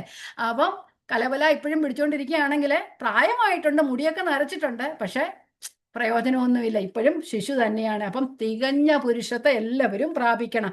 അപ്പം ആ ആത്മീകതയിൽ നാം മെച്യൂരിറ്റി ഉള്ളവരായി തീരണം. ആത്മീകതയിൽ സ്പിരിച്വലി മെച്യൂർ ആകണം. അതാണ് തികഞ്ഞ പുരുഷത്വം എന്ന് പറയുന്നത്. അറിയാം, കുഞ്ഞുങ്ങളും വലിയവരും തമ്മിലുള്ള വ്യത്യാസമുണ്ട് അല്ലേ? മന്ദബുദ്ധികൾക്ക് വ്യത്യാസമുണ്ട്, അത് ശരിയാണ്. പ്രായമായാലും അവർ അങ്ങനെ തന്നെ ആയിരിക്കും. അതുപോലെയല്ല, കുഞ്ഞുങ്ങളും പ്രായമായവരും തമ്മിൽ വ്യത്യാസമുണ്ട്, യൗവനക്കാരും വ്യത്യാസമുണ്ട് അല്ലേ? സ്വഭാവത്തിൽ വ്യത്യാസമുണ്ട്, സംസാരത്തിൽ വ്യത്യാസമുണ്ട്. അതുപോലെ ആത്മീക വർധനയിലും സഭയിലെ അംഗങ്ങൾ വ്യത്യാസമുള്ളവരായിരുന്നു. ശിശുക്കളെ പോലെ കരഞ്ഞിരിക്കാനല്ല, വ്യക്തി എന്ന നിലയിലും സഭ എന്ന ആ പൂർണ്ണമായ ഐക്യത്തിലും അതെ ക്രിസ്തുവിന്റെ ആ തികഞ്ഞ പുരുഷത്വത്തിലായി തീരണം. ആത്മീയമായി വളരണം, ശിശുക്കളാകാതെ മുതിർന്നവരാകണം. പൗലോസ് പറയുന്നുണ്ട്, നിങ്ങൾ നന്മയ്ക്ക് ജ്ഞാനികളും തിന്മയ്ക്ക് അജ്ഞാനികളും ആയിരിക്കാൻ പറയുന്നുണ്ടല്ലേ? ശിശുക്കളെ പോലെ ആകരുത്, തിന്മയ്ക്ക് അജ്ഞാനികളാകണം, നന്മയ്ക്ക് ജ്ഞാനികളാകണം എന്ന് പറയുന്നുണ്ട്. നമ്മുടെ അളവുകോൽ ക്രിസ്തുവായിരിക്കണം, ക്രിസ്തുവിനോളം എത്തണം. ക്രിസ്തുവിനെ നോക്കിയാണ് മുമ്പോട്ട് പോകേണ്ടത്. കൊരിന്ത്യർ ലേഖനത്തിൽ പൗലോസ് പറയുന്നുണ്ട്, അവര് തങ്ങളെ തന്നെ തങ്ങളോട് അളക്കുകയും തങ്ങളെ തന്നെ തങ്ങളോട് ഉപമിപ്പിക്കുകയും ചെയ്യുന്നതാണ്. അവർക്ക് തിരിച്ചറിവുള്ളവർ അല്ല എന്ന് പറയുന്നുണ്ട്. അതുകൊണ്ട് നമ്മളും നമ്മെ തന്നെ മറ്റുള്ളവരോട് അളക്കുകയല്ല ചെയ്യുന്നത്. നമ്മളുടെ അളവുകൾ ക്രിസ്തുവായിരിക്കണം.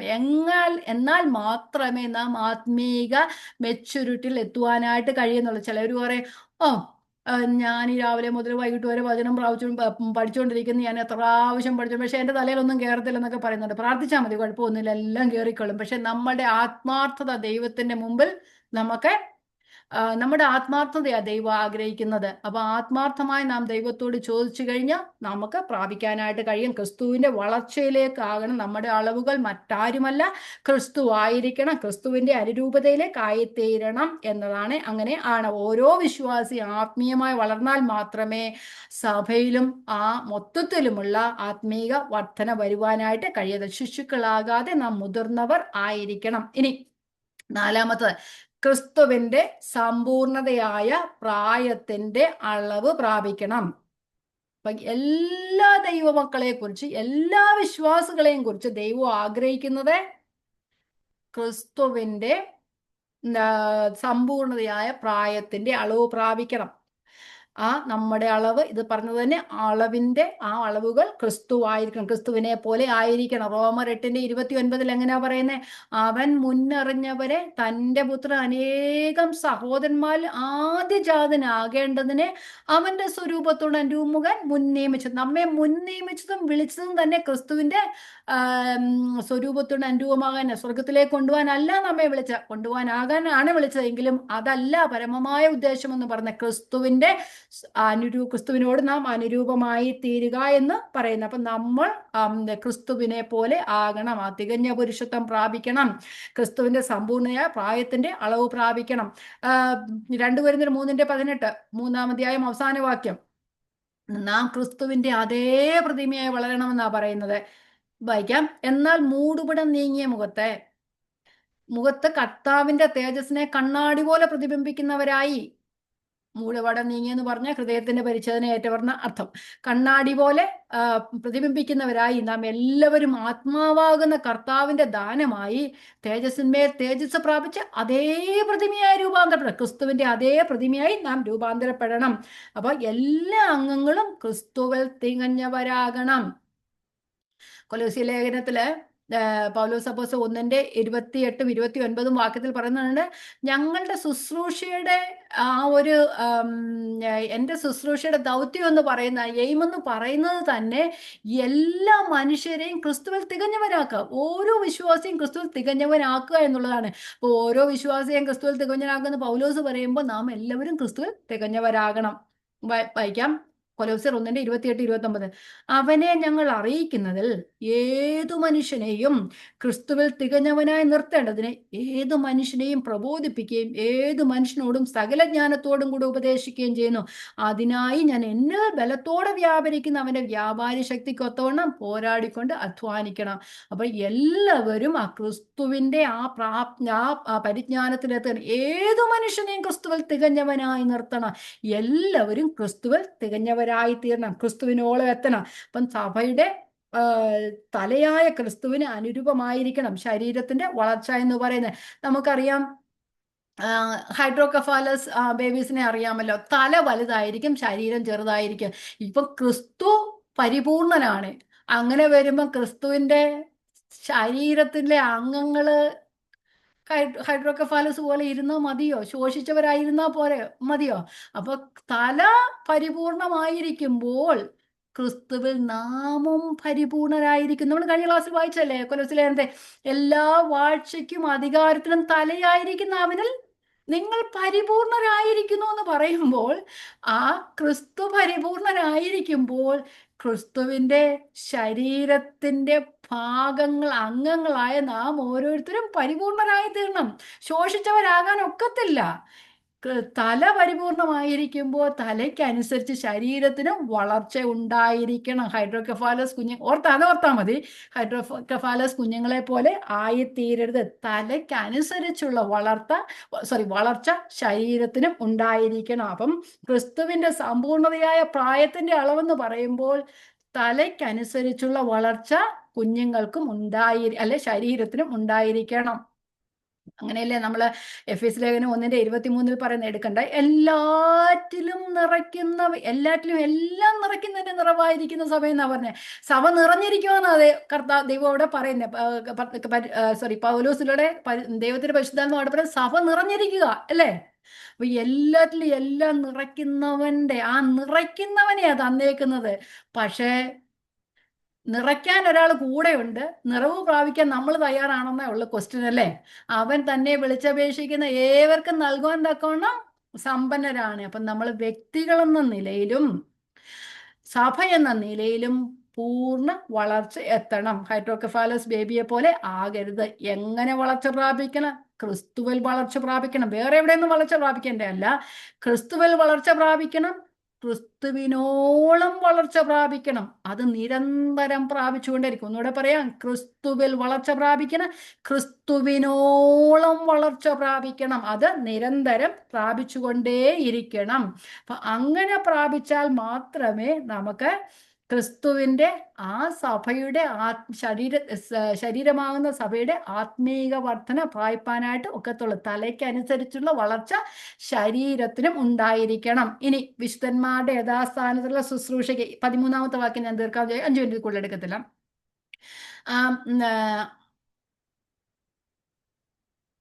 13ാമത്തെ വാക്യം, വിശുദ്ധന്മാരുടെ യഥാസ്ഥാനത്തുള്ള ശുശ്രൂഷയുടെ വേലയ്ക്കും ക്രിസ്തുവിന്റെ ശരീരത്തിന്റെ ആത്മീക വർധനയ്ക്കും ആയിത്തീരണം. ഓക്കെ, വിശുദ്ധന്മാരുടെ യഥാസ്ഥാനത്തെ ശുശ്രൂഷ, വിശുദ്ധന്മാർ, സെയിൻസ്, സെറ്റപ്പാർട്ട് അല്ലെ. സെറ്റപ്പാർട്ട് ചെയ്ത് ഓരോ വിശ്വാസിയും ഒരു വിശുദ്ധനാണ്. നമുക്കറിയാം അല്ലെ, ലോകത്തു നിന്ന് നമ്മെ ക്രിസ്തുവിന് വേണ്ടി വേർതിരിക്കപ്പെട്ടവരാണ്. ഈ ലോകത്തിലായിരുന്നു നമ്മെ, ആ ലോകത്തിന്റെ പാപങ്ങളിലായിരുന്നു നമ്മെ ക്രിസ്തുവിന് വേണ്ടി വേർതിരിക്കപ്പെട്ടവരെ. ഓരോരുത്തരും യഥാസ്ഥാനപ്പെടണം വിശുദ്ധന്മാരുടെ യഥാസ്ഥാനത്തിലുള്ള ശുശ്രൂഷയുടെ വേലയ്ക്ക്. അപ്പൊ ഓരോരുത്തരും യഥാസ്ഥാനപ്പെടണം, ഓരോരുത്തരും ക്രിസ്തുവിൽ വളരണം. ഓരോരുത്തരും എവിടൊക്കെ തെറ്റിപ്പോയോ അവിടെ യഥാസ്ഥാനപ്പെടുക എന്ന് പറഞ്ഞു കഴിഞ്ഞാൽ തിരിച്ചു വരിക, ആ പൊട്ടിയ വലയെ മെൻഡ് ചെയ്യുക. അപ്പൊ അവരെ എല്ലാവരെയും മെൻഡ് ചെയ്ത്, കാരണം എല്ലാവരും ഒരേ രീതിയിലുള്ളവരല്ല, പലരും പല ആത്മീയ വർധനയുള്ളവരാ. കുഞ്ഞുങ്ങളുണ്ട്, യൗവനക്കാരുണ്ട്, പിതാക്കന്മാരുണ്ട്. അവരെല്ലാവരും ആ പിതാക്കന്മാരുടെ വളർച്ചയിലേക്ക് എത്തിച്ചേരണം. അതുകൊണ്ട് അവർ ഓരോരുത്തരും യഥാസ്ഥാനപ്പെടുത്തണം, എല്ലാവരും പൂർണ്ണതയിലാകണം, എല്ലാവരും വളർച്ച പ്രാപിക്കണം. മത്തായി സുവിശേഷം വായിക്കുന്നില്ല, മത്തായി സുവിശേഷം 5:47 പറയുന്നുണ്ട്, കർത്താവ് പറയുന്നുണ്ട്, നിങ്ങളുടെ സ്വർഗീയ പിതാവ് സർഗ്ഗപൂർണനായിരിക്കുന്നത് പോലെ നിങ്ങളും സർഗുണപൂർണരാകുവിൻ. അങ്ങനെ പൂർണ്ണരാകാൻ ഒക്കുമോ? ശരിക്കും ഒക്കുമല്ലേ? പക്ഷെ ആഗ്രഹിച്ചാൽ ഒക്കും, പക്ഷെ അല്ലാതെ നമ്മളെങ്ങോട്ട് നടക്കുകയില്ല. ഇത് ദൈവം നമുക്കറിയാം, നമ്മളെ ചെറിയ കുഞ്ഞുങ്ങളൊക്കെ തങ്ങളുടെ അപ്പനെയും അമ്മയെ അനുകരിക്കുന്നവരുണ്ട്, അവരെ പോലെ ആകണമെന്നൊക്കെ ആഗ്രഹിക്കുന്നവരുണ്ട്. പക്ഷെ അവർക്ക് അങ്ങനെ നടക്കുവാൻ, അങ്ങനെ ചെയ്യുവാൻ ഒക്കുവോ? അന്നേരം ഒക്കത്തില്ലെങ്കിലും പക്ഷെ അവരത് ശ്രമിച്ചു കഴിഞ്ഞാൽ കുറെ കാലം കഴിയുമ്പോൾ അവർക്ക് അങ്ങനെ ആയിത്തീരുവാനായിട്ട് കഴിയും. അതുപോലെ നമ്മുടെ ആഗ്രഹം, മുമ്പേ പറഞ്ഞതുപോലെ നമ്മുടെ ആഗ്രഹം ദൈവം പരിഗണിക്കുന്നു.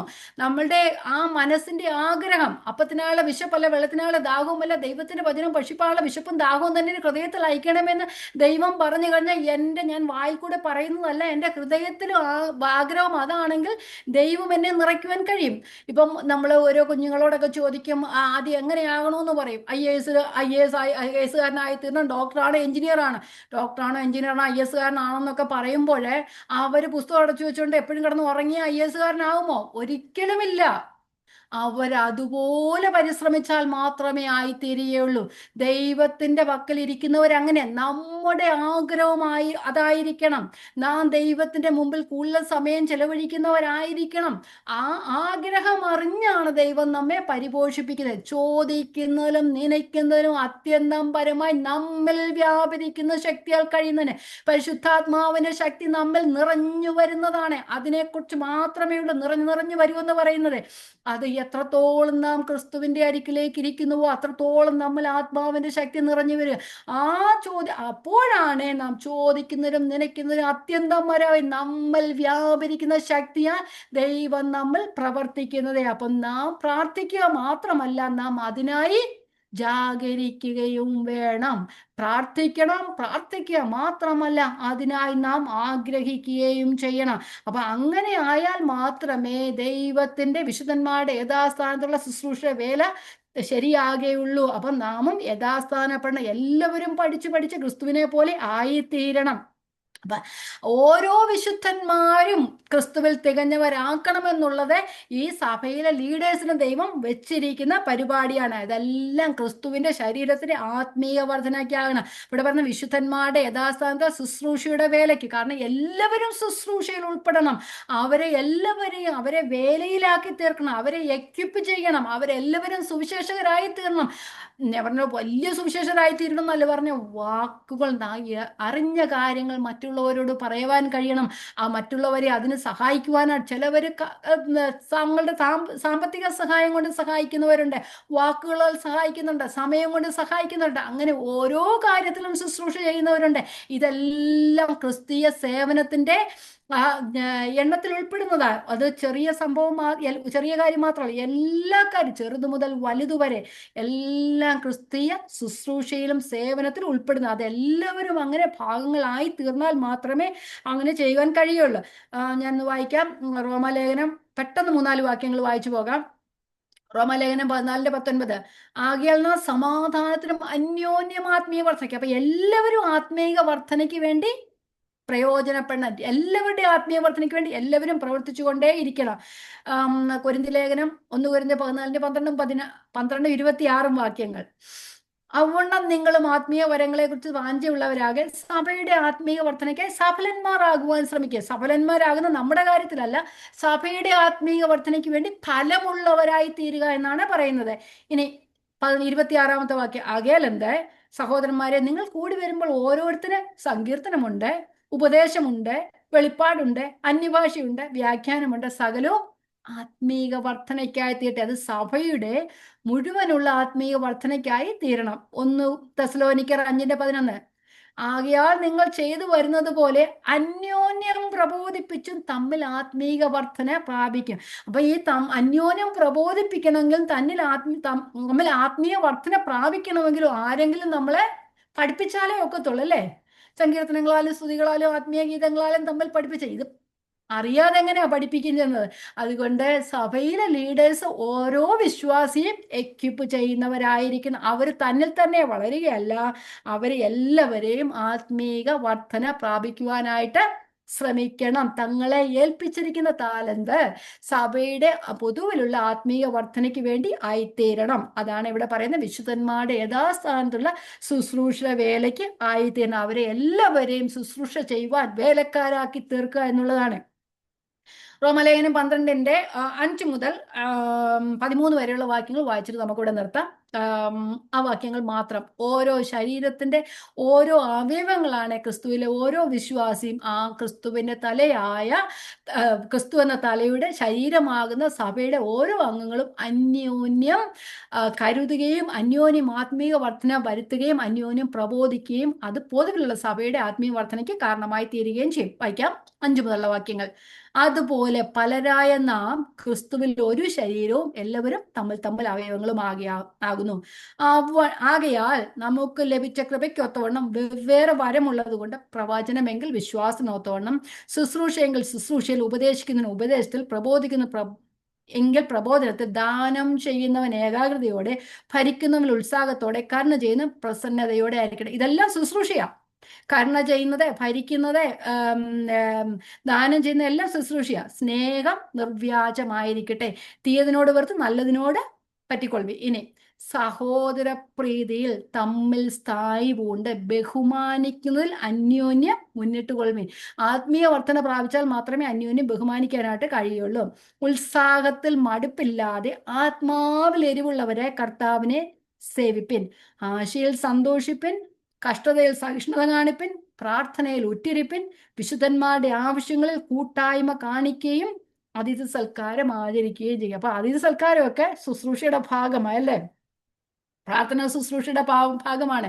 വിശുദ്ധന്മാരുടെ ആവശ്യങ്ങൾ കൂട്ടായ്മ കാണിക്കുന്നതൊക്കെ ശുശ്രൂഷയുടെ ഭാഗമാണ്. ഇതെല്ലാം ക്രിസ്തുവിന്റെ സഭയുടെ ആത്മീയ വർധനയ്ക്കായി ഉപയോഗിക്കുന്നതാണ്. അത് ആത്മീയ വർധനയ്ക്കായി കാരണമായത്. ഞാൻ പറഞ്ഞതുപോലെ വെറുതെ പ്രാർത്ഥിക്കാമെന്ന് പറയല്ല, അവരുടെ ആവശ്യങ്ങളിൽ ആവശ്യങ്ങളിൽ കൂട്ടായ്മ കാണിക്കുക.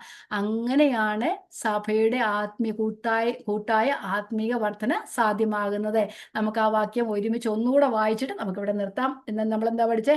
ക്രിസ്തുവിന്റെ സഭയുടെ ആത്മീയ വർധനയ്ക്ക് വേണ്ടി ശുശ്രൂഷക്കാരെ ആക്കി വെച്ചിരിക്കുന്നതിന് അവരെല്ലാവരും വിശ്വാസത്തിലും ദൈവപുത്രനെ കുറിച്ചുള്ള പരിജ്ഞാനത്തിലുമുള്ള ഐക്യതയും തികഞ്ഞ പുരുഷത്വവും ക്രിസ്തുവിന്റെ സമ്പൂർണ്ണയായ പ്രായത്തിന്റെ അളവും പ്രാപിക്കുവോളം വിശുദ്ധന്മാരുടെ യഥാസ്ഥാനത്തിൽ ശുശ്രൂഷയുടെ വേലയ്ക്കും ക്രിസ്തുവിന്റെ ശരീരത്തിന്റെ ആത്മീയ വർധനയ്ക്കുമാവുന്നു. അപ്പം ദൈവം ശുശ്രൂഷകന്മാരെ, ഓരോ ശുശ്രൂഷകരെ, ലീഡേഴ്സിനെ സഭയിലാക്കി വെച്ചിട്ട് ഇങ്ങനെയുള്ള കാര്യങ്ങൾക്കാണ്. നമ്മെയും ഓരോ ശുശ്രൂഷ ദൈവം ഏൽപ്പിച്ചിരിക്കുന്നു.